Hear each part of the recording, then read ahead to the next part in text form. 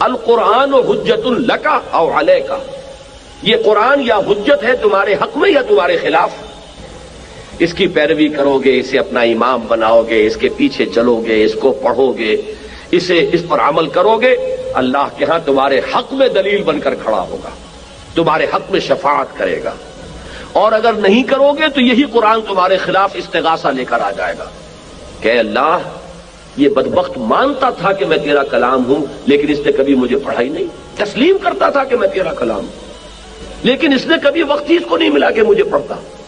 Novel یہ پڑھتا رہا، روزانہ 2 گھنٹے اخبارات کو، جس میں نہ معلوم کتنے جھوٹوں کا پلندہ ہوتا ہے، یہ 2 گھنٹے جو ہے اخبار پر صرف کرتا رہا، لیکن اس نے کبھی بھی وقت نہیں نکالا کہ مجھے پڑھتا.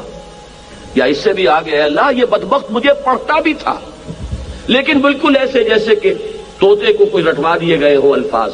کبھی اس نے سوچا ہی نہیں کہ میں کہہ کیا رہا ہوں، میں نے اس کے سامنے راستہ کون سا رکھا ہے. اس سے بھی آگے جائیے، یہ شدید سے شدید تر معاملہ ہو رہا ہے.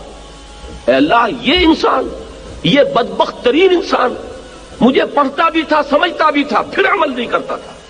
معلوم ہوا یہ تو چوری ہی چوری نہیں، سینہ زوری بھی ہے کہ انسان پڑھے بھی، سمجھے بھی، پھر عمل نہ کرے. تو یہی قرآن ہمارے خلاف استغاثہ لے کر آئے گا اور ہمارے خلاف حجت بنے گا.